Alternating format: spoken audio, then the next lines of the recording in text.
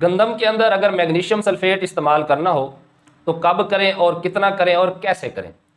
Magnesium sulphate अगर तो आपकी भारी मैरा किस्म की ज़मीन है, नहरी पानी लगता है, तो फिर आप साल में एक दफ़ा 10 किलोग्राम डाल लें, फिर पूरा साल डालने की ज़रूरत नहीं है। लेकिन आपने ख्याल करना है अच्छे ग्रेड की खरीदनी है, क्योंकि इसमें क्लोराइड्स भी होते हैं जो हमारी ज़मीन को ख़राब भी कर सकते हैं।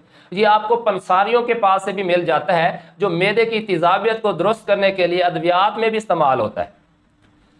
तो अगर आपकी ज़मीन है रेतली किस्म की या सिर्फ ट्यूबवेल का पानी लगता है, तो फिर मेरा आपको मशवरा है कि आप 2 सीज़न में इस्तेमाल करें, यानी 5 किलो से लेकर 10 किलो हर सीज़न में इस्तेमाल करें। उससे आपकी फास्फोरस का ज़िया कम होगा, फास्फोरस की दस्तियाबी इंतज़ाम बेहतर होगा और आप ज़्यादा पैदावार हासिल कर सकेंगे।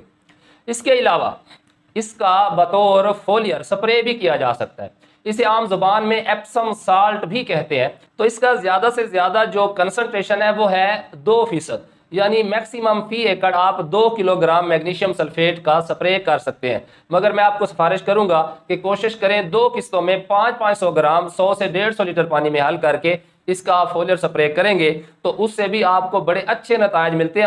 क्योंकि मैग्नीशियम क्लोरोफिल का सेंट्रल आइटम है, बुनियादी जुज़ है, तो अगर क्लोरोफिल की वाफिर मिकदार पत्तों में मौजूद होगी तो पौधे ज़्यादा से ज़्यादा रोशनी जज़ब करेंगे, ज़्यादा से ज़्यादा फोटोसिंथेसिस यानी ज़ियाई तालीफ का अमल करेंगे, खुराक ज़्यादा तैयार होगी। और जैसे मैंने कहा कि मैग्नीशियम की मौजूदगी में पोटाश का अपटेक भी बेहतर हो जाता है, फास्फोरस का भी बेहतर हो जाता है। तो साथ में जो खुराक की ट्रांसलोकेशन का काम करने वाला पोटाश है वो भी वाफिर मिकदार में मौजूद होगा। तो इस तरह जो खुराक तैयार है वो अपने सिंक तक, जहाँ पर उसने स्टोर होना है, वहाँ तक बखूबी ट्रांसफ़र होगी। और इसी तरह एक खुराक बन ज़्यादा रही है और साथ में उसमें जो ज़रूरत है फास्फोरस की, तो फास्फोरस का इंतज़ाम क्योंकि ज़्यादा है तो लिहाजा ऐसा तरीके से फोटोसिंथेसिस होगी, पौधे अपनी ग़िज़ाई ज़रूरियात जो है वो बआसानी पूरी करेंगे और हमें अच्छी पैदावार देंगे।